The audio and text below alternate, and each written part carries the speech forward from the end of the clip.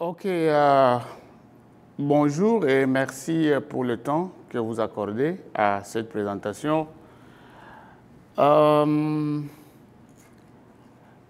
m'a été surpris un peu de pouvoir préparer quelque chose pour présenter aux parents brusquement là et je devais en tout cas me préparer pour quelque chose rapidement. Je me suis dit, bon, il faut trouver quelque chose pour les parents qui parlent français, qui viennent à peine d'arriver, qui ne connaissent pas le milieu. Et il faut leur présenter le système, comment le système fonctionne, comment ça évolue, pour que, bon, que ces parents puissent avoir quelques notions pour pouvoir aider leurs enfants avec ça. Et donc, nous avons trouvé parler du système éducatif. Mais alors, je m'appelle Bozi. Je suis né dans ce pays-là. Je suis né en République démocratique du Congo. Ça, c'est en Afrique. C'est ce pays-là au milieu. C'est en Afrique centrale. C'est là que je suis né. Et j'ai été bon, dans un petit village. Ce village-là, ça là, c'est mon village. Et je suis né là-bas. Des parents agriculteurs, bon, de la petite famille, de la classe moyenne. Et j'ai grandi là-bas. Ça, là, c'est l'image de la capitale de la RDC, du pays où je suis né. Bon, je suis allé aussi à l'école. Et c'est là que j'ai fait mes études. J'ai pratiquement fait tous les parcours primaires, secondaires, et j'ai étudié là-bas. Et jusqu'à obtenir un diplôme, bon, 6 ans post-secondaire, ça c'est pratiquement les bachelor degree comme on l'appelle ici, c'est une licence dans le système éducatif de là-bas. Et bon, j'ai raté de faire la vie de prêtre mais finalement je me suis retrouvé en train d'enseigner. J'ai enseigné pratiquement là-bas au Congo pendant près de 23 ans. J'étais en train d'enseigner là-bas. Qu'est-ce que j'ai enseigné? C'est l'anglais et tout ça. Alors, je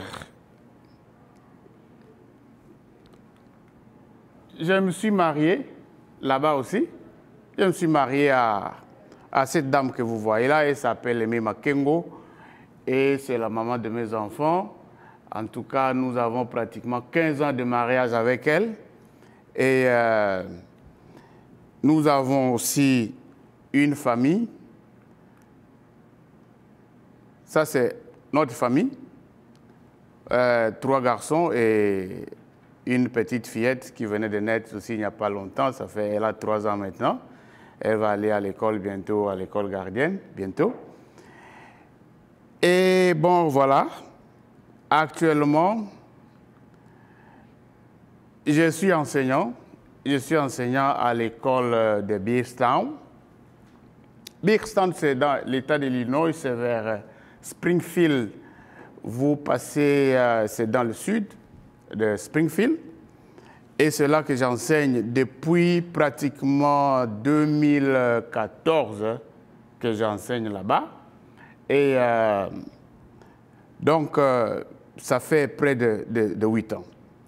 Alors, entrons dans le vif de notre sujet, le système éducatif, et j'ai préféré comparer 2 systèmes éducatifs parce qu'il s'agit ici de parents francophones, de parents qui ne parlent pas anglais, qui parlent français, et j'ai trouvé que, bon, il faudrait en tout cas présenter à ces parents comment le système fonctionne. Donc, nous avons d'un côté le système américain et de l'autre côté le système francophone. Ces 2 systèmes, nous allons les comparer et essayer de voir comment ils sont différents et essayer de voir comment les parents peuvent aider leurs enfants sur ces 2 systèmes. Alors, tout le système de part et d'autre, les Américains commencent par ce qu'ils appellent le kindergarten. C'est le système pratiquement du côté francophone, c'est le système qu'on appelle la maternelle. Donc, ici, c'est des petits-enfants, c'est l'école de 3 ans à 5 ans, cette tranche d'âge. Les deux systèmes fonctionnent au même niveau. Donc, il y a kindergarten aux États-Unis, il y a la maternelle dans le système francophone, et les deux systèmes reçoivent la tranche d'âge des enfants de pratiquement à partir de 3, 4 ans, 5 ans, ils sont dans les jardins d'enfants, donc maternelle. Alors, j'ai aussi trouvé qu'il était important de présenter ce tableau-là qui pratiquement compare tous les systèmes de la première année, ce qui est appelé ici Elementary School, et dans le système francophone, comme vous le voyez, c'est l'école primaire. Et ça commence par la première année. Alors, le système est très bien structuré. Il est pratiquement avec les niveaux de classe. Là où le français parle de CP, ici, il parle de first grade. Là où le français, le système francophone parle de C1, ici, il parle de second grade. Et ainsi de suite, comme vous le voyez. Bon, les parents, par exemple, congolais de la République démocratique du Congo, ils ne vont pas se retrouver avec les CP, mais eux, ils vont parler de l'école primaire comme première année de primaire, deuxième année de primaire, troisième année. Donc, ça va jusqu'à pratiquement 5e année. C'est là où le elementary school s'arrête, ici aux États-Unis. Donc, quand l'enfant quitte la maternelle, il passe à l'école primaire. Ça, c'est vraiment bien séparé. Donc, première jusqu'à 5e, ça, c'est l'école primaire, ici, elementary school. Bon, dans le système, par exemple, de Congolais, l'école primaire va jusqu'en 6e. Et c'est parfois ça qui fait un peu de trouble avec les parents, bon, qui risquent de ne pas se retrouver. Mais comment ça, est-ce que bon, l'école primaire s'arrête où? Alors, ici, 5e, c'est la fin de l'école primaire. Alors, ce qui vient après, c'est les middle school. Les middle school commencent pratiquement à la 6e année et ça prend 6e, 7e et 8e et c'est ce qu'ils appellent ici middle school. Et dans le système francophone, ils appellent ça collège. Collège. Bon, nos parents, par exemple, du système francophone de l'Afrique centrale, ils vont se retrouver là-bas. Donc, ils sont au 7e, 8e pour parler de middle school. Donc, ici, le middle school, c'est ça. Alors, dans la suite, nous allons voir comment les matières sont réparties, les programmes, qu'est-ce qu'ils enseignent à tous ces niveaux-là. Et après le middle school, les Français de la France, du Canada, ils appellent ça aussi le collège. Au niveau du collège, c'est jusqu'à la 3e année qu'il faut s'arrêter pour comparer l'école du collège et le middle school. Alors là, les parents aussi doivent faire attention parce que parfois certains parents sont mal habitués avec le système collège. Je parle spécifiquement de là où moi je viens. Collège, c'est autre chose. Donc les parents, de là où je sors, moi, là, de mon pays, collège, ça voit directement le high school, donc les niveaux après la 9e. Et là, ça commence à confondre les choses. Alors, après le collège, l'Amérique va au high school. L'Amérique va au high school et le high school commence par 9e. Donc, après le middle school ici, le high school commence là. Et ça va jusqu'à 12e. Donc, ça prend pratiquement 4 ans ici, aux États-Unis. Et quand l'enfant quitte ici, il va ici, on l'appelle freshman. On l'appelle freshman ici. Et il avance, il va être là-bas sophomore et jusqu'à terminer là-bas au senior, donc dans le high school. Alors, si vous comparez avec notre système, vous verrez qu'il y a ici un décalage, 9e, et là-bas, c'est le lycée dans le système francophone. C'est le lycée qui commence, mais le lycée là-bas, vous voyez, c'est l'équivalent avec 10e. Et c'est ça qui fait des problèmes, que quand, bon, un enfant arrive ici, parfois on a des problèmes, quelle classe on va le placer? Et les parents ont des problèmes sérieux pour savoir quelle classe il faut placer l'enfant qui quitte de ce système-là et qui arrive ici au système des États-Unis. Donc, l'école a des problèmes. Moi, c'est à plusieurs reprises que l'administration me rencontre pour me dire, bon, venez un peu voir ici, nous avons un bulletin qui vient ici, on ne sait pas quelle classe il faut placer cet enfant-là.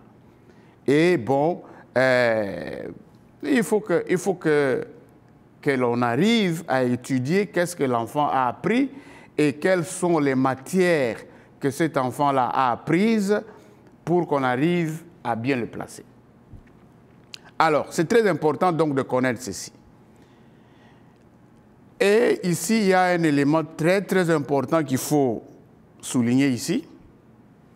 Les enfants qui parcourent tout ce système, si moi je compare avec le système d'où moi je viens,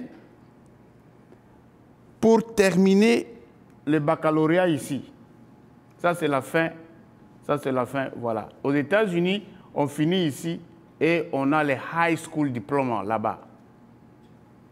Mais chez nous, là, dans ce système, ça continue jusqu'à ce niveau pour avoir le baccalauréat ici.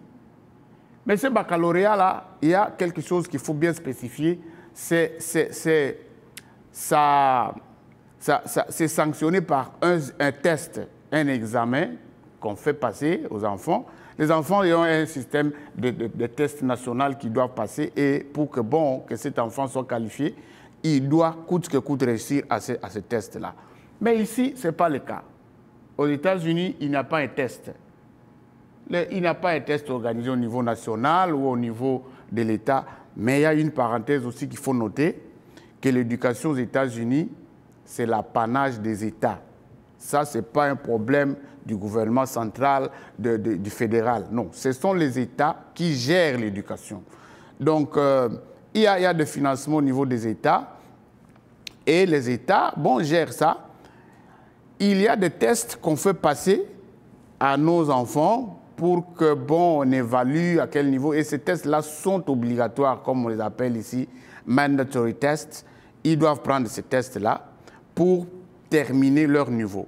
Mais, il y a une bémol ici, le test ne sanctionne pas le passage. Ce n'est pas parce que, bon, l'enfant a échoué à un test-là et puis il ne va pas passer et puis on ne va pas l'accepter, il ne va pas aller à l'université. Non. Mais dans nos systèmes, c'est ce qui existe. Vous devez passer, réussir avec plus ou moins 50% du test national avant d'avoir ton baccalauréat.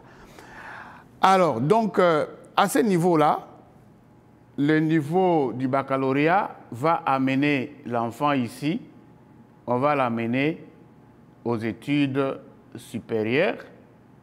Aux études supérieures, quand l'enfant termine le 12th grade, il termine là-bas et il doit passer maintenant aux États-Unis. C'est le collège et puis c'est l'université. Bon, ici, il y a un peu comme un mélange de tout. Nous allons voir ça dans ce qui suit après. Donc, le système, le collège, c'est ce qui accueille l'enfant directement à partir de là. Alors, qu'est-ce qui est enseigné dans tous ces systèmes-là? Ce tableau va rester notre repère. Qu'est-ce qui est enseigné là-bas? Donc, nous allons voir contenu des matières. À l'école maternelle, ça ici, c'est la réception de l'enfant même. L'enfant est reçu Et c'est à partir d'ici qu'on donne le goût de l'école à l'enfant. Je pense que c'est pratiquement la même chose. Mais ici, la maternelle, ce qui est appelé ici kindergarten, ce n'est pas obligatoire. Hein, c'est pas obligatoire. Bon, en fait, c'est l'âge de 3 à 5 ans. Ce n'est pas obligatoire. L'enfant peut toujours... bon, les parents peuvent décider de ne pas envoyer leur enfant à la maternelle et ils sont libres, ils ne sont pas poursuivis pour ça. Alors, qu'est-ce qu'on enseigne là-bas? À la fin de la maternelle, les enfants devraient être capables de couper le long d'une ligne. Ils utilisent des ciseaux. On leur montre comment couper. Bon, un enfant de 4 ans, par exemple, bon, doit apprendre, 5 ans, il doit apprendre à couper. Comprendre le concept de temps. Le temps, comme hier, aujourd'hui, demain, c'est ce qu'on enseigne là-bas. Faire attention pendant 15 à 20 minutes. Il faut que l'enfant soit à mesure de se concentrer pendant au moins 15 à 20 minutes en train de faire attention à un sujet. Et il doit suivre les instructions. Va à gauche, va à droite, fais ceci, prends ça. L'enfant doit être en mesure de faire ça.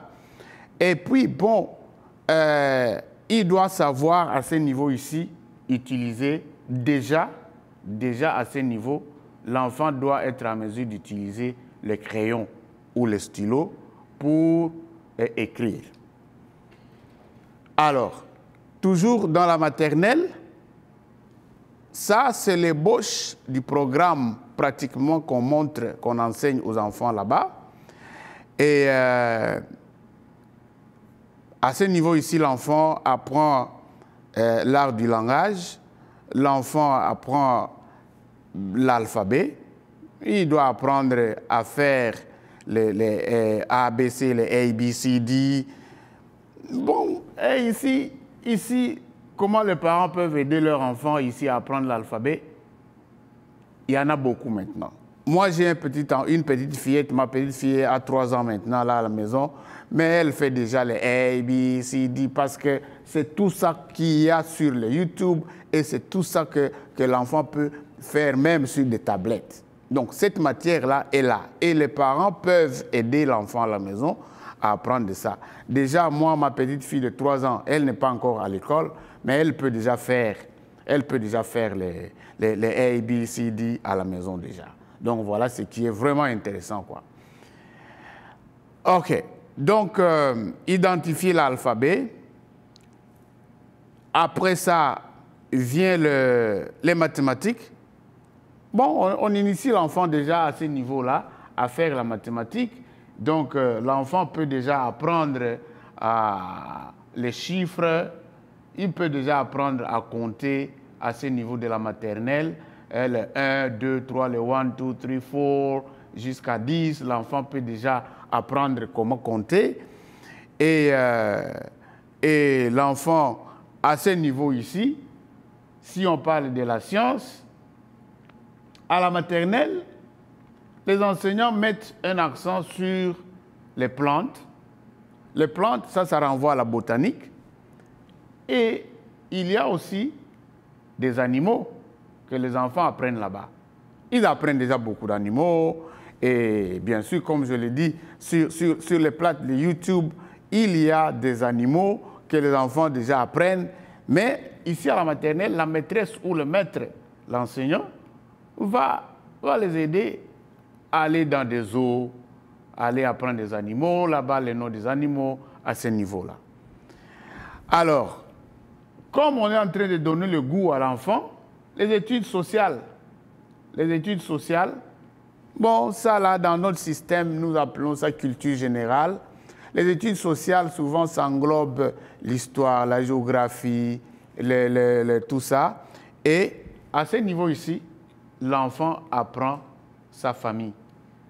On apprend à l'enfant la famille et on apprend à l'enfant le soi-même. Donc, ça, c'est le contenu au niveau de la maternelle. Donc, les parents peuvent déjà aider les enfants en connaissant ces histoires ici. Ils peuvent déjà aider les enfants à apprendre ces choses à partir de la maison. Et souvent, il y a un problème, ce qu'on appelle ici le homework, des devoirs à domicile. Quand vous avez déjà une image de ce que votre enfant est en train d'apprendre comme ça là à l'école, Bon, vous pouvez l'accompagner. Il va venir, par exemple, avec des petits dessins qu'il faut faire, des petits dessins des animaux, des chiffres qu'il faut colorer. Donc, vous pouvez assister votre enfant à ce niveau-là. Alors, après la maternelle, c'est l'école primaire qui vient, ce qui est appelé ici Elementary School. Et à ce niveau ici, le contenu des matières se présente comme suit. Ça, c'est pratiquement le contenu de matière au niveau du primaire. Primaire, rappelez-vous, nous avons vu là-bas que dans les systèmes francophones, c'est le C1 et puis ainsi de suite. Et dans le système de là où moi je viens, du Congo, c'est de la première année de primaire jusqu'en 5e année de primaire. C'est là ici, le Elementary School, et c'est ça l'école primaire en fait. Bien sûr, j'ai souligné que dans le système de Congolais, ça va jusqu'en 6e. Donc, les écoles, par exemple, de l'Afrique centrale, de pays francophones là-bas, l'école primaire part de la première, après la maternelle, vous prenez la première primaire et vous allez jusqu'en 6e. Donc, c'est 6 ans de primaire. Avant d'aller au secondaire là-bas. Là, quand vous terminez les primaires, directement, vous allez au secondaire comme ce qu'ils appellent. Et vous avez vu le tableau que nous avons montré au début là-bas. Le tableau ici, si je peux retourner un peu là-bas. Donc, ce tableau ici, le primaire, c'est pratiquement le middle school ici. Mais dans le système francophone, par exemple, de mon pays, de là où je sors, si vous êtes parent, vous pouvez avoir des problèmes parce que l'enfant doit au moins avoir fait 6 ans du primaire là-bas pour qu'il passe à ce qu'on appelle là-bas secondaire. Et ici, c'est le 7th grade qui est dans le middle school. Donc, nous retournons rapidement à notre contenu de matière du primaire, là où on était. Donc, ici, le primaire enseigne les mathématiques, bien sûr, les sciences, les études sociales, les arts interviennent ici, la musique et l'art et de la lecture. La lecture, eh bien, mathématiques, c'est partout. À la maternelle, l'enfant a appris des chiffres, de tout ça. Ici, à l'école primaire, ici, on commence maintenant à introduire des notions des additions, des soustractions, des opérations de base et des raisonnements, des résolutions de problèmes. Donc, à ce niveau-là, c'est ça. Et les sciences, ici aussi, les sciences interviennent. Alors, quand l'Américain parle de sciences ici, dans d'autres systèmes, par exemple dans mon système de mon pays, les sciences sont séparées. On ne va pas parler des sciences de manière générale. Là, on fait la différence entre la physique, la chimie, et puis il y a sciences zoologiques, où on parle des animaux. Il y a aussi la science botanique, où on parle de plantes seulement. Alors, ici, tout est englobé ici et l'enseignant doit faire quand il programme ses enseignements, il doit savoir distinguer quelle notion de science il va introduire dans sa leçon. Bon, mais dans le système, comme je l'ai dit, il a dit, moi je vais faire ménager botanique. Bon, directement on nomme ça, on nomme cette science-là. Maintenant moi là, je vais faire la physique. Nous avons physique. Donc, au moins, les sciences là sont vraiment bien déjà séparées. Alors, les études sociales, c'est aussi le contenu de la matière à ce niveau ici. Bon, au niveau ici, les études sociales, c'est là où l'enseignant va commencer à parler de l'histoire, commencer déjà à parler bon, informer les enfants sur notre pays, un peu des États aussi, parler, bon, pas très en profondeur, mais les études sociales englobent en fait géographie et histoire, si on peut parler de cela en ces termes-là. Donc ça englobe géographie et histoire. Alors, les arts du langage, ici, le système américain va enseigner l'art de l'anglais. La langue, c'est l'anglais qu'on enseigne ici. Et c'est là où on va apprendre des notions grammaticales de la langue, la structure de la langue, des phrases, comment on peut composer des phrases à ce niveau-là. L'enfant déjà doit apprendre ça. La musique. La musique.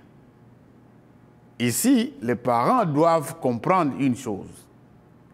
La musique, au niveau ici de l'école primaire aux États-Unis, il ne faut pas que l'on puisse confondre ça avec la musique telle que nous l'avons dans notre système là-bas.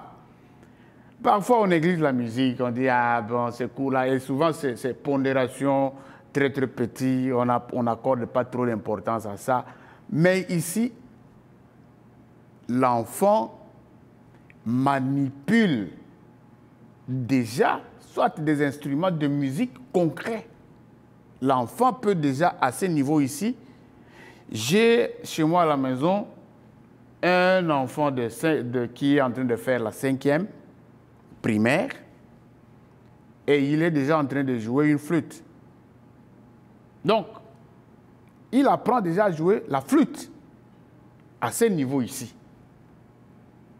Donc, c'est comme ça que les parents, quand ils arrivent ici, ils ne doivent pas avoir l'image de cette négligence-là parfois.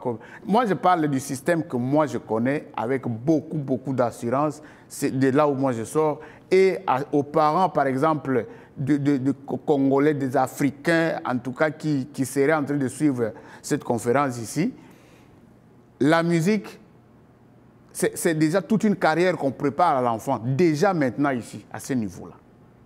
Donc l'enfant peut déjà apprendre quelque chose et à la maison, bien sûr, il faut l'appuyer à faire ces petits travaux qu'on lui demande parfois. Bon, et s'il arrive que vous puissiez payer pour la flûte, moi j'ai payé pour la flûte de mon enfant, il faut payer. Il faut payer ça parce que ça va l'aider à apprendre ça. N'importe quel instrument que l'enfant va choisir, ce qui l'intéresse. Il y a des synthétiseurs, il y a des pianos. Bon, les enfants peuvent...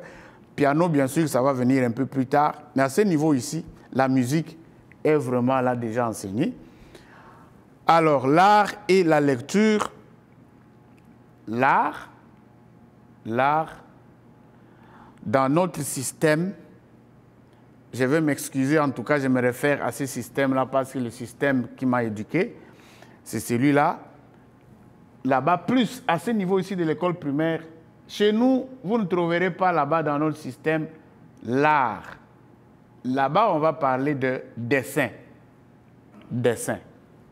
Comme leçon. Donc, la matière qu'on enseigne là-bas, c'est le dessin. Donc, l'enfant va apprendre à dessiner, et à faire des croquis, tout ça. Mais ici, on appelle ça l'art directement parce que, bon, il faut déjà que l'enfant ait déjà dans sa tête cette idée-là de l'art, au lieu de parler de drawing comme, par exemple, sujet de la matière.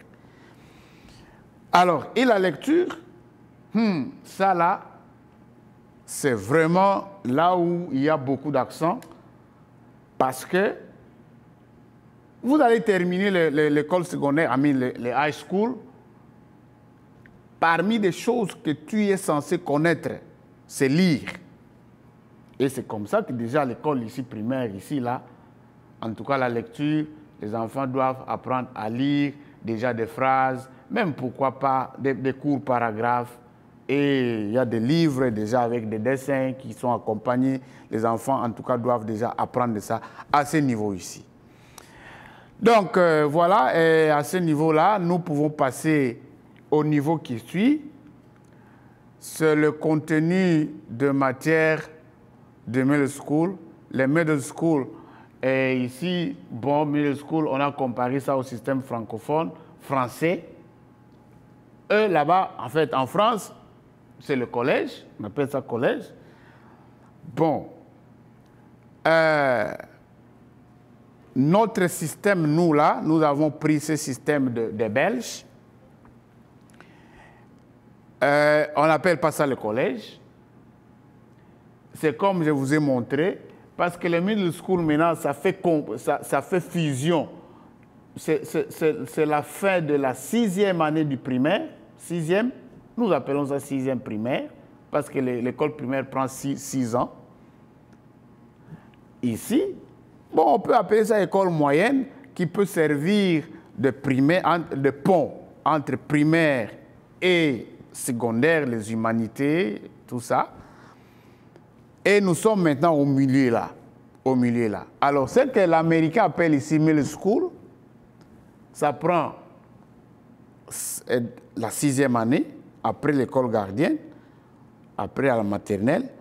On a pris première, deuxième, troisième, 5e, jusqu'à 5e, ça c'est primaire, elementary. Et maintenant, le middle school prend le 6e, 7e et 8e.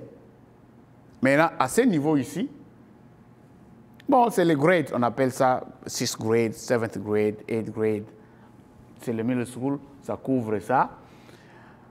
Bon, j'ai essayé vraiment de parcourir, vous dire aussi ce que ça peut enseigner à ce niveau ici. Les mathématiques reviennent. Les mathématiques, ici, il y a des problèmes qui interviennent. Hein. Il faut que l'enfant arrive à lire un problème qui est énoncé en termes de maths et il doit ressortir et puis faire des équations et puis calculer. Les mathématiques. Bon, l'anglais intervient, l'anglais ici à ce niveau. Bon, la langue est toujours là, hein, mais l'anglais c'est maintenant vraiment une branche et c'est ici où nous, par exemple, là où j'enseigne, il y a le programme de English as a Second Language, donc ESL, qui intervient. Alors, là, les ESL, maintenant, reçoivent tous les enfants qui ne parlent pas anglais, qui viennent d'arriver. Maintenant, English as a Second Language, anglais comme langue secondaire, ne doit pas être confondu avec cet anglais ici qu'on est censé enseigner aux natifs des États-Unis, des pays qui parlent la langue anglaise. Ils sont dans ce programme-là de l'anglais. Alors, ceux qui viennent d'arriver, nos enfants des immigrants, ils doivent faire les ESL. English as a Second Language, c'est là où ils vont faire. Bon, c'est échelonné. Les ESL là, c'est échelonné. Il y a ESL 1, ESL 2, ESL 3, ESL 4. Dans mon district scolaire, les ESL, il y en a au niveau de ces middle school ici, au niveau du collège, donc 6e, 7e, 8e, il y a une tranche de ESL, ESL 1, ESL 2, ESL 3, 4 là-bas, à ce niveau ici. Donc, si l'enfant fait ce programme-là de ESL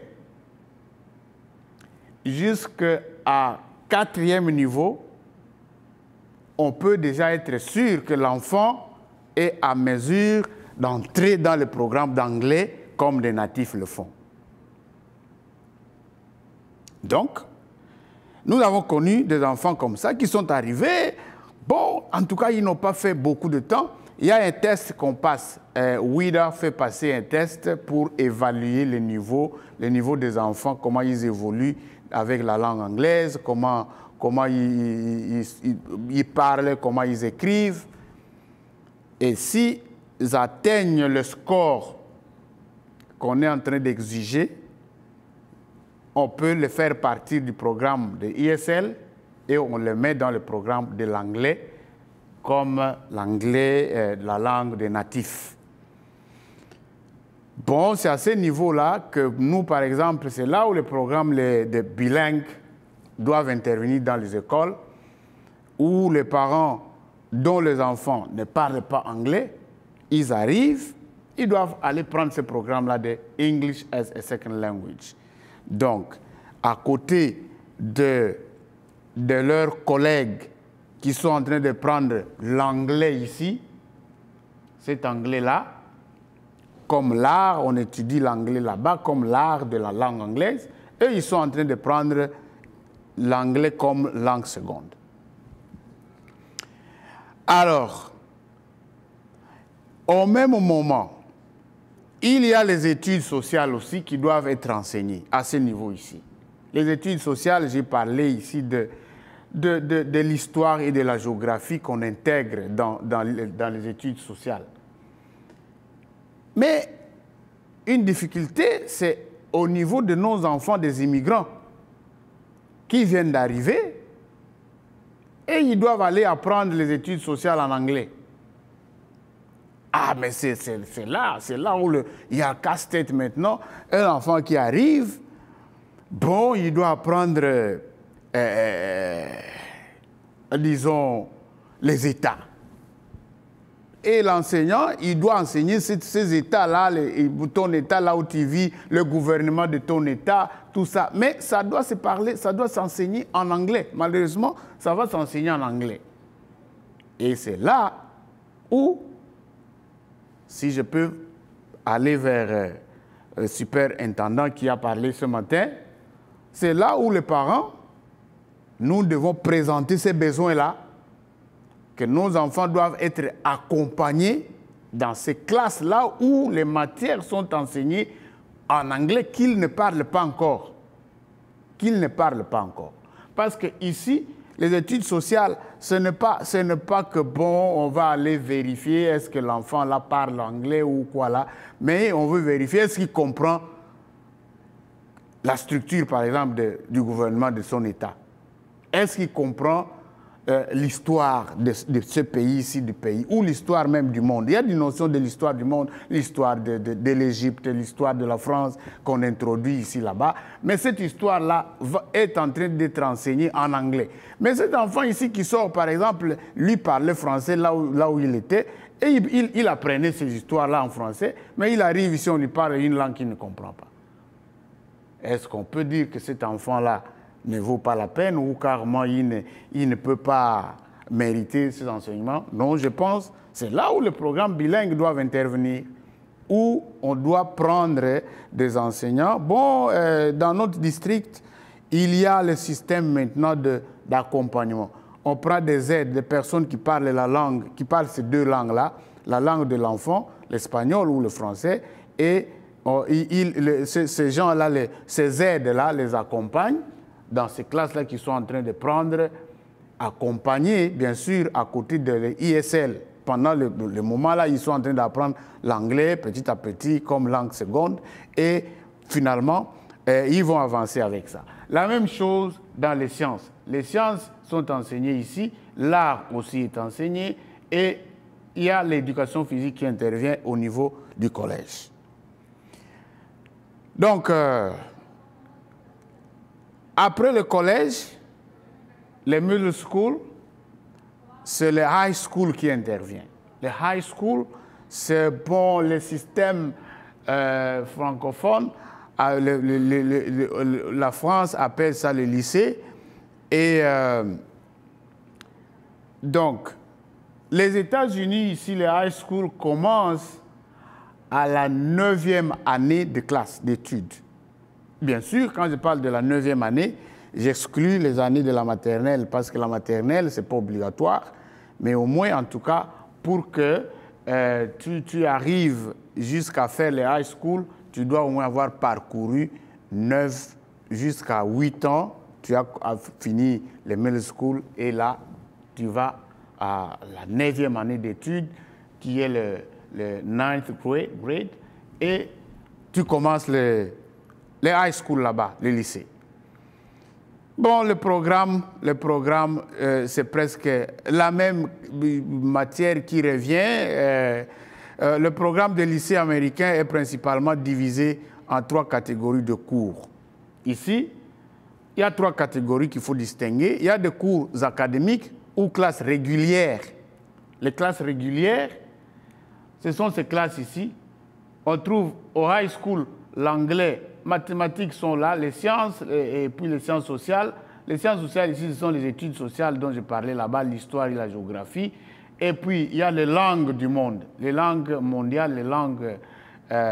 il faut, à part l'anglais, vous devez prendre une langue qui doit être, bon, français, espagnol ou même le chinois, même beaucoup d'autres langues. Vous devez apprendre ça. Et puis, il y a l'art, toujours, l'art qui est là aussi. Et ces cours-là, ce sont les cours de base. On les trouve partout. À côté de cela, il y a certains cours qu'on appelle cours de spécialisation. Et en anglais, c'est honor classes. Ces cours-là, on les donne à des étudiants, à des élèves qui brillent dans une certaine matière et ils sont sélectionnés et on les prend pour que... c'est un peu plus profond ici, la matière qui est enseignée ici. Elle n'est pas enseignée à n'importe quel genre d'élève. Donc l'école, à partir de vos résultats, on vous place ici pour que vous ayez des connaissances beaucoup plus approfondies. Et c'est des élèves qui doivent être à mesure, qui peuvent faire preuve de relever certains défis, c'est-à-dire, bon, challenging. Et ils prennent ces cours-là. Les cours-là sont sélectionnés dans des écoles. Il n'y a pas de cours cités comme ça, mais l'école choisit quel genre de cours ils peuvent faire pour la spécialisation. Alors, les cours ici, les cours de la 3e catégorie, comme on appelle ça, Advanced Placement, le cours de placement avancé, au niveau déjà du secondaire, au niveau de high school, on prend certains cours qui peuvent être enseignés à l'université déjà.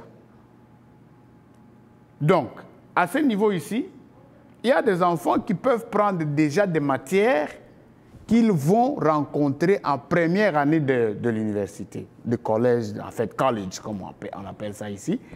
Ils peuvent déjà avoir ce cours ici. Et bon, ces cours-là leur permettent déjà de faire de crédit pour qu'ils amènent à l'université, là où ils vont aller commencer, et ils ne prendront plus ce cours-là.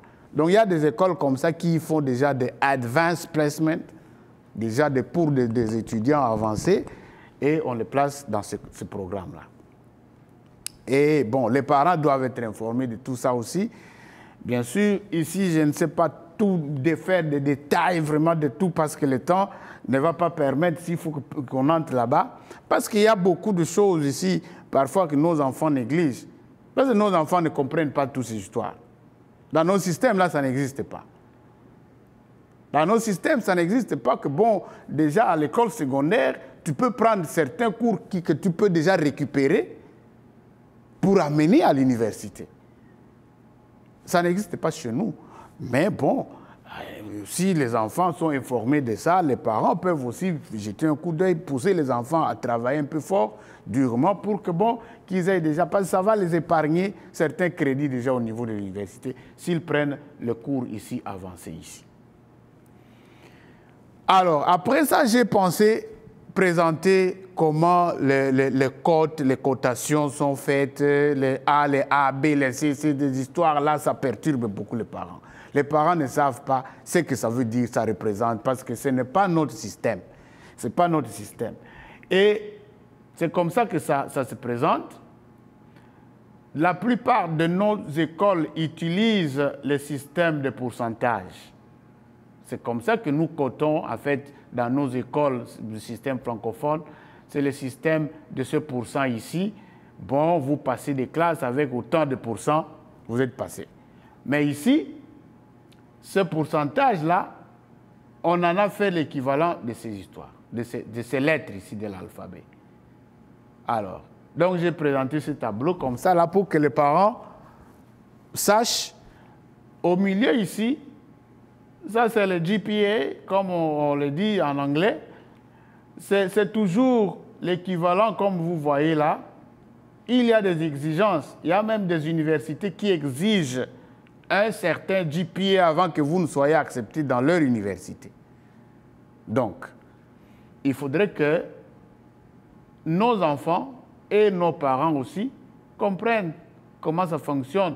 Donc le A+, voilà le pourcentage, c'est de 97 à 100%, même plus de 100. Il y a des notes qui vont jusqu'à même au-delà de 100. Si l'enfant a fait mieux, bon, c'est le A+. Et ce que je voulais souligner ici, vous voyez, dans le système américain, le F là, c'est là où se trouve l'échec. Et l'échec, c'est avec 59%. Vous voyez? Alors que, en tout cas, moi, dans le système que moi je connais, là où moi j'ai étudié, notre système de pourcentage, notre système ici de pourcentage, l'échec ne commence pas à 59, l'échec commence à moins de 50. Donc l'échec chez nous, si on te dit « Ah, tu as échoué », c'est-à-dire que tu n'as pas réussi 50% dans la totalité des matières que tu as eues. Mais ici, voilà, avec ça, tu échoues déjà. Donc, il faut que les parents comprennent, il faut que les enfants comprennent que, bon, dans les travaux que j'ai faits là, si moi je le dis toujours à mes étudiants, je leur dis ça, que vous venez d'arriver ici, vous ne devez pas viser 6 ou 7 sur 10. Parce que chez nous, là, quand tu as 7, yeah, c'est une distinction. Tu es content. Mais attention ici, si tu commences à viser 7 sur 10, les 7 sur 10, tu es déjà ici. Hein? Regardez l'écart là-bas. Tu es là. Et si tu commences à viser, bon, parce qu'il y a des enfants qui disent, ah bon, moi, il suffit que j'aille la moitié, je m'en fous, je passe. Ah, mais ici, la moitié, tu es dans le F, hein? Tu échoues.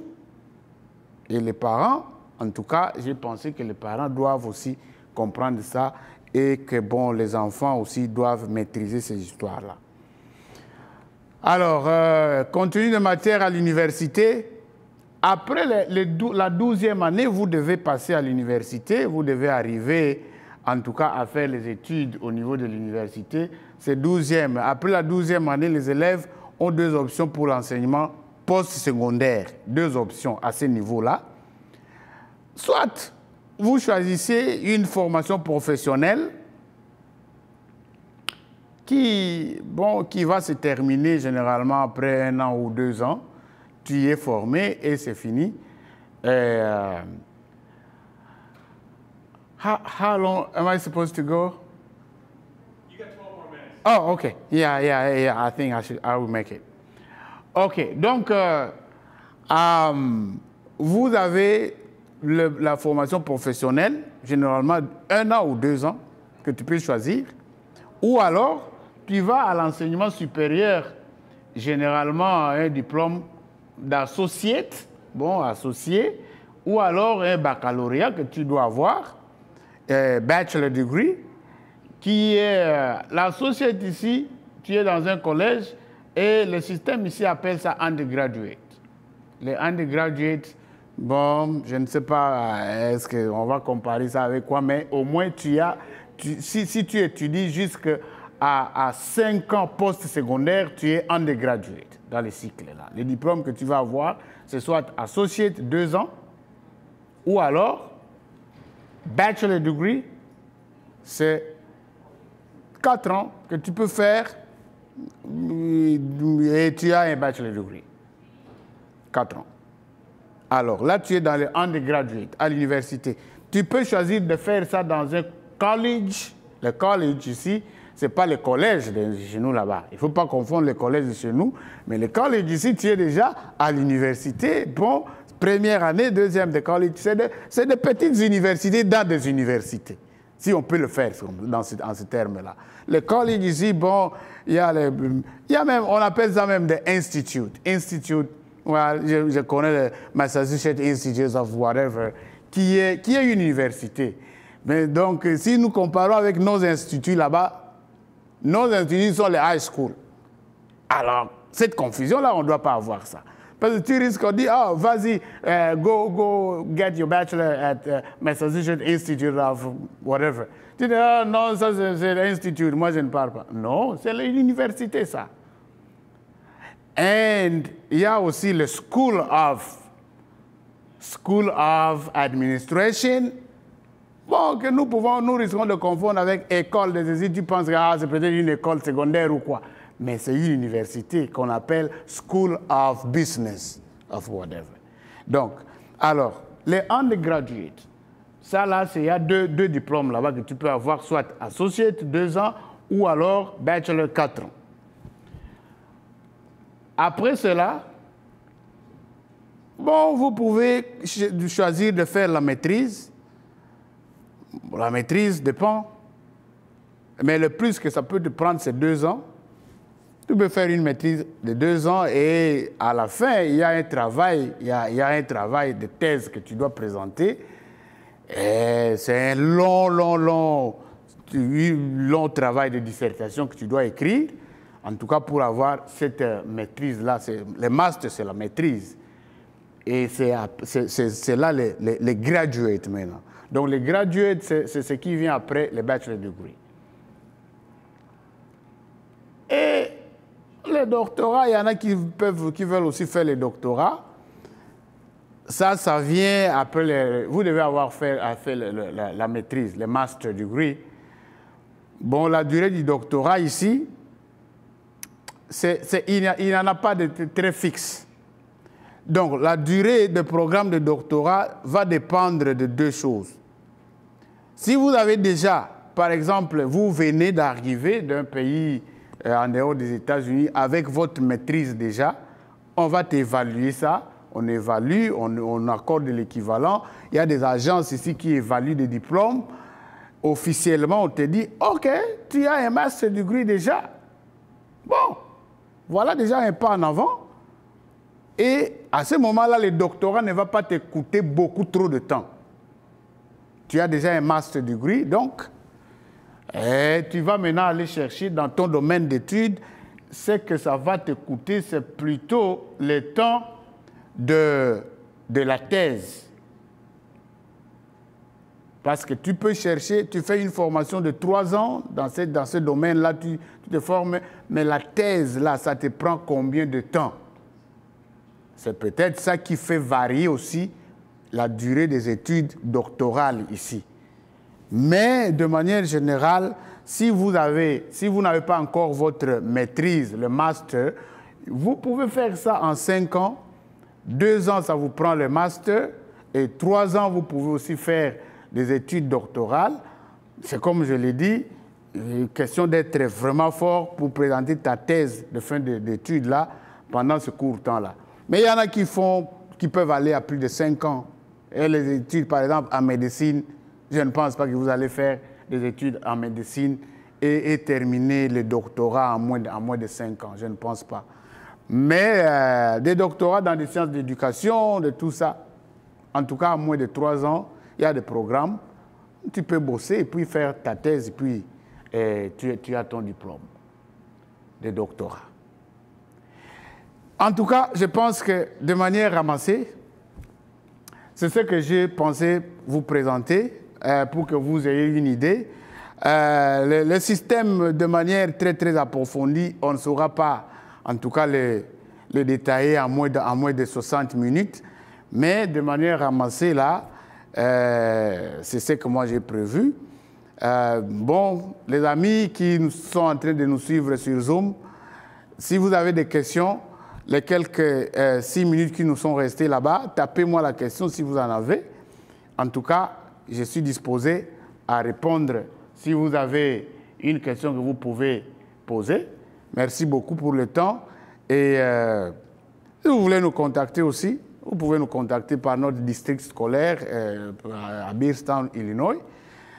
On est là toujours, on va se soutenir, on se donne la main. Encore une fois, merci en tout cas de nous avoir accordé votre attention et à la très prochaine. Merci beaucoup.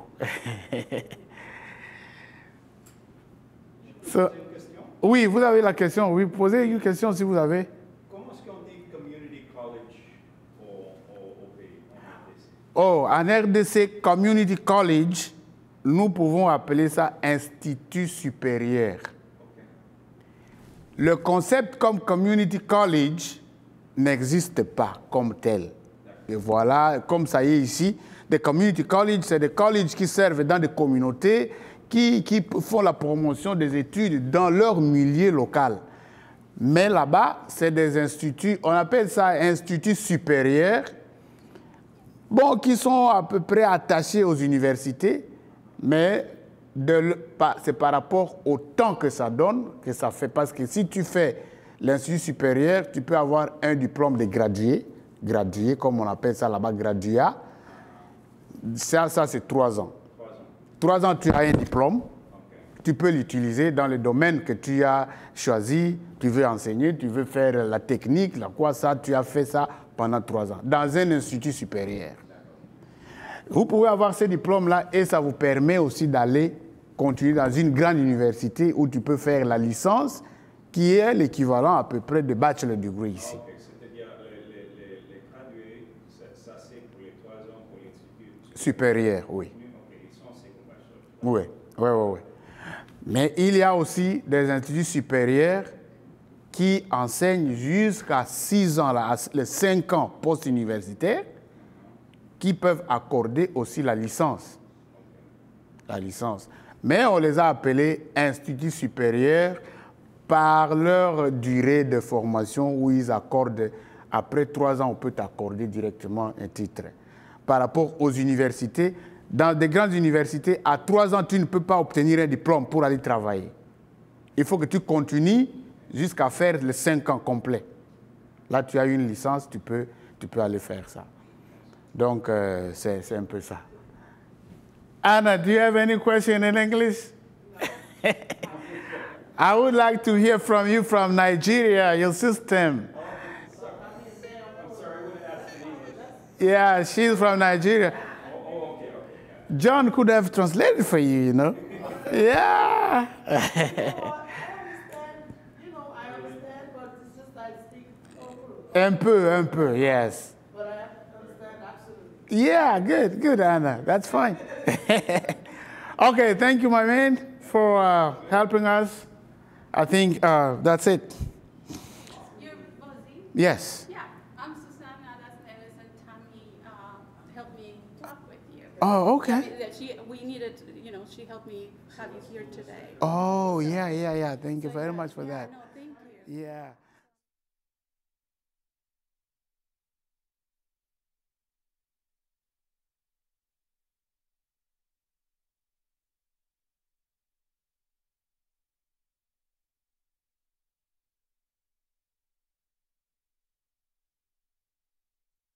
Recording stopped.